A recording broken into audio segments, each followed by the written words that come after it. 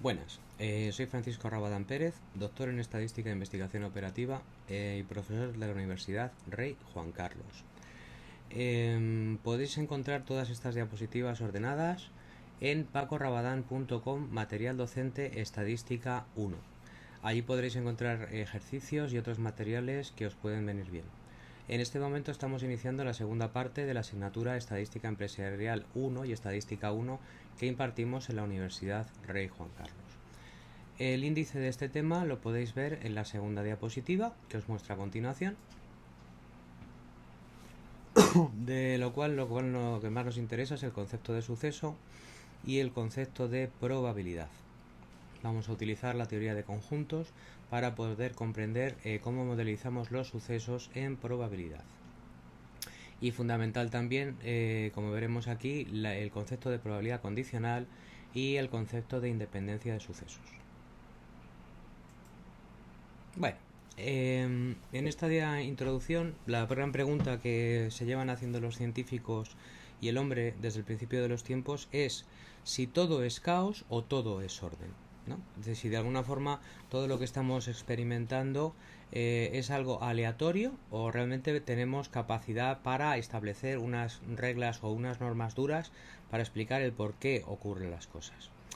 Hablaremos de dos tipos de fenómenos según nuestra percepción. Fenómenos deterministas, cuando si los reproducimos bajo las mismas condiciones podemos predecir con certeza el resultado. Y hablaremos de fenómenos aleatorios, cuando solo conocemos el resultado del fenómeno una vez que lo hemos observado.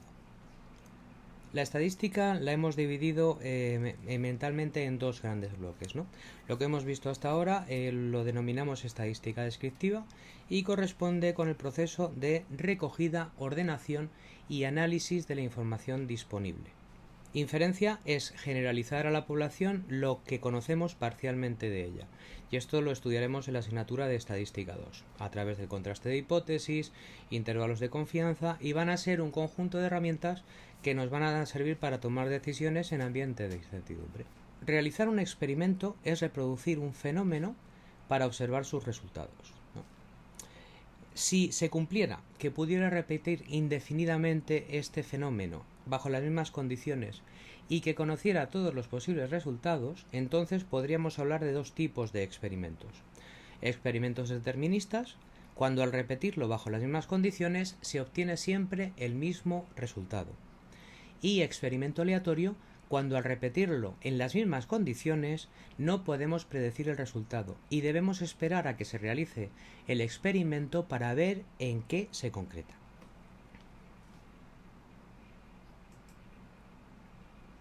Aquí tenéis una diapositiva donde podemos plantearnos si estos fenómenos son aleatorios o son fenómenos deterministas. Podéis darle un pause al vídeo y pensarlo vosotros. Yo voy a elegir uno al azar, como por ejemplo quitar el freno de mano de un coche cuesta abajo. Bien. Este es un fenómeno muy interesante porque, por un lado, hay una parte determinista, es decir, podemos aplicar la mecánica de Newton para ver qué ocurriría si quitamos el freno de mano del coche, pero luego, por otro lado, hay ausencia de información, es decir, no tengo conocimiento de cómo va a ser el firme o la pendiente por la que ese coche va a bajar. Entonces, en muchas ocasiones, la falta de conocimiento, aunque haya leyes deterministas que lo expliquen, puede hacer que tenga que tratarlo como si fuera un experimento aleatorio, porque hay un cierto grado de incertidumbre debido a la ausencia de información, ¿no? Luego tenemos otros ejemplos más sencillos y más radicales, como por ejemplo lanzar un dado, ¿no? Si yo lanzo un dado, sé que puede salirme la cara 1, la 2, la 3, la 4, la 5 o la 6, y sé que no parece posible que me salgan caras negativas o caras superiores a 6. Este experimento es claramente aleatorio. Y luego, por ejemplo, hay un experimento claramente determinista, como es medir una longitud de una circunferencia de un radio de 5 metros. No es necesario que yo mida esa circunferencia, basta con que haga los cálculos previos multiplicando 2 por pi por r para obtener la medida de la circunferencia. Algo importante es darnos cuenta de que la incertidumbre que se genera en un fenómeno aleatorio no tiene por qué ser la misma para todos los experimentos. En la extracción de una baraja trucada, si por ejemplo hay alguna carta más gruesa que otra o tiene un defecto que otra, la probabilidad de sacar la carta que a mí me interesa varía considerablemente respecto a una baraja normal. La idea de espacio muestral. El espacio muestral, que vamos a designar por la letra E, es el conjunto de todos los resultados posibles conocidos del experimento aleatorio. ¿Vale? Como vemos en la diapositiva, también lo conocemos como suceso cierto. El espacio muestral es el suceso cierto, porque siempre ocurra lo que ocurra, va a ocurrir en E. Por tanto, E siempre se va a dar. Hablaremos de suceso como cada uno de los posibles resultados del experimento aleatorio, que por tanto debe estar contenido en E. Para nosotros, el suceso elemental son los sucesos más simples que podemos encontrar dentro del espacio muestral. Hablaremos de suceso compuesto respecto a todos los posibles subconjuntos de sucesos elementales que podemos encontrar en E o en el espacio muestral. Será suceso imposible el complementario de E, es decir, todo lo que no sea el espacio muestral en principio es imposible. De hecho, si ocurriera algo que no ha ocurrido en el espacio muestral, supondría un aumento del espacio muestral. Hablaremos de sucesos complementarios cuando al no realizarse uno se realiza otro. Un ejemplo es el complementario del suceso llover es no llover. Aquí tenemos unos ejemplos de los sucesos que hemos comentado antes. Los sucesos elementales serían cada una de las caras del dado. El suceso compuesto surgiría al lanzar el dado varias veces. Por ejemplo, si lanzo el dado 3 veces, es posible que salga la cara 1, la cara 3 y la cara 5, o la cara 2, la cara 1 o la cara 4. Lo que sí va a ocurrir y vamos a considerar suceso cierto es que sí o sí va a salir 1, 2, 3, 4, 5 o 6, ¿no? Podemos también considerar suceso compuesto que en un lanzamiento salga la cara 1, la cara 3 o la cara 5. Lo que va a ser suceso imposible es todo aquello que no ocurre dentro del espacio muestral. Suceso imposible va a ser aquel que no queda contenido dentro del espacio muestral. Por tanto, es imposible que salga la cara -1 o que salga la cara 23. Y suceso complementario de que saliera la cara 1, la cara 2 y la cara 3 serán las caras 4, 5 y 6. Suceso complementario y suceso agotan el espacio muestral. Es decir, el espacio muestral lo podemos siempre explicar como un suceso y su complementario. Bueno, ahora vamos a ver operaciones con sucesos, que para nosotros son fundamentales para poder luego calcular probabilidades. Vamos a ver distintas operaciones. La primera operación que vamos a ver es la de inclusión.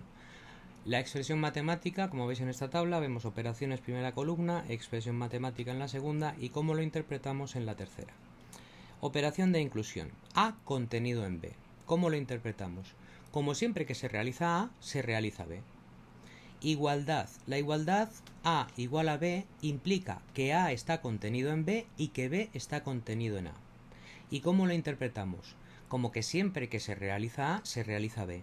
Y siempre que se realiza B, se realiza A. Unión de sucesos. El concepto de unión y de intersección es fundamental que lo tengamos claro para nuestro cálculo de probabilidades. La unión de sucesos, la expresión matemática la tenemos aquí, A unión B, y se realiza A o se realiza B. Luego debemos identificar unión con la conjunción O. Intersección, A intersección B, se realiza A y se realiza B. También tenemos que identificar en este caso intersección y la conjunción y. Y son sucesos incompatibles aquellos cuya intersección es el suceso imposible. Y lo interpretamos como que no pueden darse simultáneamente. Tenemos unos gráficos en la parte superior de esta diapositiva. A incluido en B, vemos A dentro de B. A intersección B sería la zona en la que se da A y se da B. Y A unión B sería todo el área que correspondería a los círculos superpuestos A y B. Bueno, ahora vamos a ver las propiedades de la unión e intersección. Por un lado, la propiedad conmutativa. A unión B es igual a B unión A. Y A intersección B es igual a B intersección A, de tal forma que el orden en que aparecen los sucesos no va a afectar si yo cambio de orden A y B, el resultado es el mismo. La propiedad asociativa A unión con el suceso compuesto B unión C es igual al suceso compuesto A unión B con la unión con C, y de igual manera la intersección. Y la distributiva mezcla el operador unión y el operador intersección, de tal forma que la intersección de A con el suceso compuesto B unión C es igual a A unión B intersección C. Aquí tenemos una representación del suceso complementario, ¿no? A complementario sería todo el espacio muestral menos el suceso A. Como vemos, se cumple también que el complementario de A unido a A nos cubren todo el espacio muestral E, y también que la intersección del complementario de A con A es el suceso imposible. Las leyes de Morgan son especialmente interesantes para analizar la axiomática de Kolmogorov. Si consideramos solamente dos sucesos, las leyes de Morgan serían que el complementario de la unión de A y B es igual a la intersección de los sucesos complementarios. Y además, que el complementario de la intersección de A y B es igual a la unión de los sucesos complementarios de A y de B. Esto lo podemos generalizar en sucesos, como vemos en la expresión que tenemos en la parte de abajo de la diapositiva. Bueno, vamos a intentar poner algún ejemplo sobre las propiedades de la unión y la intersección. El ejemplo consiste en sacar una carta de la baraja española.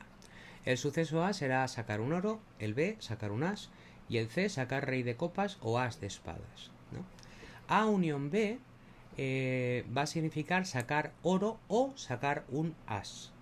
Y de estas vamos a tener 13 cartas favorables. A unión C será sacar oro o rey de copas o as de espadas. Y tendremos 12 cartas favorables. Y B unión C será sacar as o rey de copas o as de espadas y tendremos 5 cartas favorables.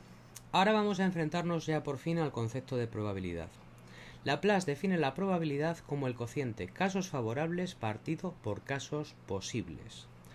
Esto significa que si los casos posibles fueran infinitos, yo no podría calcular probabilidades, porque ese cociente caso favorable partido por infinito sería siempre cero. La probabilidad clásica o de Laplace, que parte de este supuesto de equiprobabilidad, cumple tres propiedades. La primera, la probabilidad va a ser un número que va a estar entre 0 y 1, pudiendo tomar ambos valores. La segunda propiedad, que llamamos de aditividad o unión finita, es que si los sucesos son incompatibles, es decir, la intersección entre los sucesos que planteamos es el suceso imposible, entonces la probabilidad de la unión de sucesos es igual a la suma de las probabilidades. Y la tercera es que la probabilidad del suceso complementario es igual a 1 menos la probabilidad del suceso, teniendo en cuenta que ese 1 es la probabilidad del espacio muestral, la probabilidad del suceso seguro. Como consecuencia, no hay incertidumbre, solamente hay ausencia de información. Yo no tengo información sobre lo que va a ocurrir, solamente conozco las alternativas y entonces me planteo que hay equiprobabilidad en todo lo que puede ocurrir. Y la limitación fundamental es que el número de casos posibles ha de ser finito y conocido. Con lo cual, en principio, Laplace no contempla que se vaya añadiendo información a medida que se van produciendo experimentos. El siguiente concepto de probabilidad, que es el que vamos a desarrollar de forma intensiva, tanto en la estadística 1 como en la estadística 2, es la probabilidad frecuencialista o frecuentista de von Mises. Von Mises define la probabilidad como el límite, cuando el número de ensayos tiende a infinito, de la frecuencia relativa. Y esto es muy interesante. Primero porque el espacio muestral va aumentando a medida que aumenta mi experiencia. A medida que aumenta n, a medida que aumenta el número de ensayos, yo voy conociendo más del espacio muestral. Se basa en la experimentación y la incertidumbre se encuentra en la naturaleza y se refleja en el experimento. Es necesario repetir el experimento n veces de forma independiente, de tal forma que el realizar un experimento no afecte a la probabilidad o a la posible frecuencia relativa de la siguiente ocurrencia. Aumentando indefinidamente el número de veces que se repite el experimento, La probabilidad sería el número al que tiende este cociente. De tal forma que por fin la probabilidad es una medida de la incertidumbre. De las propiedades de esta definición deducimos, primero, también que la probabilidad es un número que está entre 0 y 1. Además, si hay sucesos disjuntos o sucesos cuya intersección es el suceso imposible, entonces la probabilidad de la unión es igual a la suma de las probabilidades. Bueno, pero debemos hacernos una pregunta. ¿Qué pasa cuando no es posible establecer el concepto de límite en la realidad, ¿no? Si tenemos una sucesión infinita aleatoria, es imposible en la práctica y de un difícil desarrollo matemático calcular límites, ¿no? Entonces nos vamos acercando por fin a la axiomática de Kolmogorov, que nos va a permitir unir la concepción frecuentista y la concepción clásica de Laplace para resolver esta situación. Un concepto de probabilidad no matemático, pero que debemos barajar, es el concepto de probabilidad lógica. Para Rudolf Carnap, la probabilidad es el grado de creencia racional asociado a cada proposición, el grado de implicación a una premisa, y por tanto esto en principio no es cuantificable, de igual forma que no es cuantificable la fe de una persona o los sentimientos de una persona. Y la concepción de probabilidad más interesante, que seguramente es el futuro del estudio de la probabilidad, nos la facilita John Maynard Keynes, ¿no? La incertidumbre se encuentra en el sujeto, es algo de carácter subjetivo. Hay incertidumbre porque hay desconocimiento de lo que va a ocurrir, y el conocimiento y el desconocimiento se producen en el ser humano. Por tanto, la probabilidad sería el grado de creencia personal que el sujeto tiene del resultado de un fenómeno aleatorio relacionado con la experiencia personal acumulada, las creencias personales y las distintas alternativas que se le presentan. Esta probabilidad va a variar entre distintos sujetos y para el mismo sujeto a lo largo del tiempo. Es muy interesante que Keynes relacionaba la asignación de un número a la probabilidad entre 0 y 1 por un experto cuando tenía algo que ganar o que perder en el experimento. El nivel de implicación era fundamental para asignar probabilidades lo más acertadas posibles. Aquí es muy importante, como la información se va modificando con el paso del tiempo, el planteamiento bayesiano que veremos más adelante, ¿no? Con probabilidades a priori y probabilidades a posteriori modificadas por la experiencia. Bueno, ya por fin hemos llegado a la axiomática del cálculo de probabilidades de Kolmogorov. Hemos visto que la probabilidad clásica y la frecuencial tienen limitaciones. Y Kolmogorov en 1933 consigue un planteamiento axiomático, relacionando la teoría de la probabilidad con la teoría de conjuntos y la teoría de la medida. Kolmogorov, para establecer su axiomática, parte del álgebra de Boole, cuyas condiciones podemos ver en la diapositiva. Diremos que un espacio E omega es un espacio probabilizable o medible si tiene estructura sigma álgebra. Kolmogorov parte de tres axiomas. Debemos entender el axioma como una afirmación no discutible sobre la cual luego Kolmogorov va a deducir una serie de teoremas. El primer axioma de Kolmogorov es que cualquier suceso pertenece a omega o universo. Si ese suceso pertenece al universo, entonces existe una probabilidad del suceso que es mayor o igual que 0. El segundo axioma de Kolmogorov es que la probabilidad del espacio muestral es la unidad. El tercer axioma es que si tenemos un conjunto de infinitos sucesos disjuntos 2 a 2, la probabilidad de la unión de estos sucesos es igual a la suma de sus probabilidades. Y llamamos espacio de probabilidad al espacio muestral, el universo y la función de probabilidad que asigna probabilidades a los sucesos del espacio muestral. De estos tres axiomas, Kolmogorov deduce el primer teorema. La probabilidad del suceso imposible es 0. El segundo, la probabilidad de la unión de n sucesos disjuntos es igual a la suma de sus probabilidades. El tercero, la probabilidad de la unión de n sucesos es igual a la suma de sus probabilidades menos la probabilidad de sus intersecciones. Y esto realmente es novedoso e importante porque hasta ahora habíamos exigido la independencia entre los sucesos para poder calcular la probabilidad de la unión.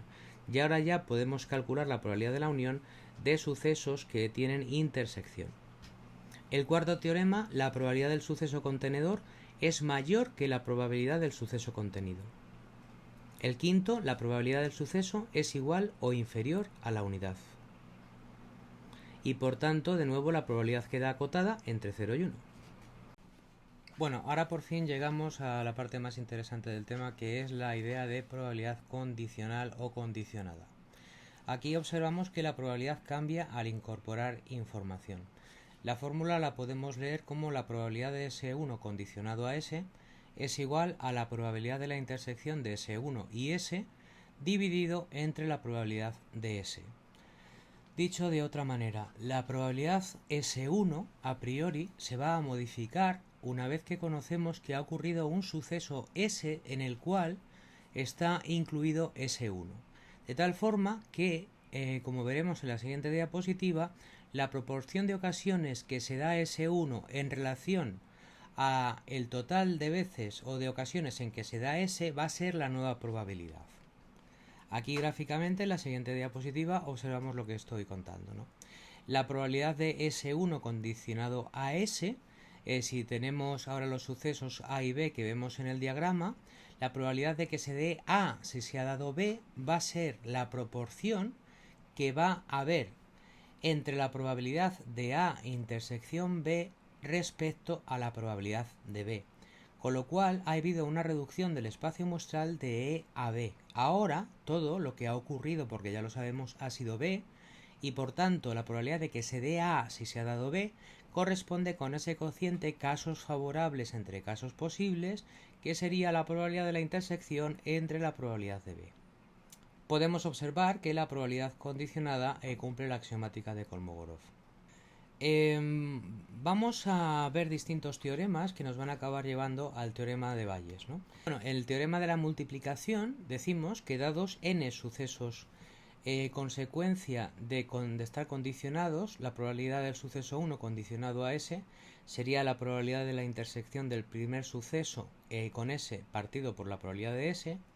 Se pueden escribir la probabilidad de la intersección de todos estos sucesos condicionados como la probabilidad del primer suceso por la probabilidad del segundo suceso condicionado al primero por la probabilidad del tercer suceso condicionado a la intersección del primero y el segundo y así sucesivamente hasta multiplicar por la probabilidad del suceso n condicionado a la intersección de todos los anteriores. Es importante notar que aquí hay una errata en esta diapositiva, que es en el tercer multiplicando, ¿no? La probabilidad aquí pone probabilidad de S2 condicionado a S1 intersección S2. No, es la probabilidad de S3 condicionado a S1 S2. Teorema de la probabilidad total. Para poder aplicar el teorema de la probabilidad total se tienen que dar unas condiciones. Decimos que dados n sucesos, tal que su intersección es el suceso imposible para todos ellos, que además tienen una intersección distinta del suceso imposible con un suceso A, y la unión de todos los sucesos S sub is son iguales a E o el espacio muestral. Entonces, si esto es así, se verifica que la probabilidad de A es igual a la suma de las probabilidades de los sucesos por las probabilidades de A condicionada a esos sucesos. Para poder entender esto, merece la pena mirar este ejemplo que ponemos aquí de la probabilidad total, ¿no? Denominamos S a un suceso, en este caso ser hombre o ser mujer, con una probabilidad a priori, ¿no? La probabilidad a priori, probabilidad de S sub i, sería que habría un 40% de hombres y habría un 60% de mujeres, ¿no? Luego sabemos el tanto por ciento de fumadores que son hombres y el tanto por ciento de fumadores que son mujeres, ¿no? Entonces la probabilidad de ser fumador si eres hombre sería 0,2, es decir, un 20% de los hombres fuman. Y la probabilidad de ser fumador si eres mujer es un 1, es decir, un 10% fuman. Con lo cual observamos que la probabilidad de ser fumador va a ser que del 40% de los hombres, un 20% son fumadores, y eso es lo mismo que multiplicar 0,4 por 0,2. Más del 60% de mujeres, un 10% son fumadoras. Si sumamos todo eso, obtenemos que hay un porcentaje de fumadores del 14%.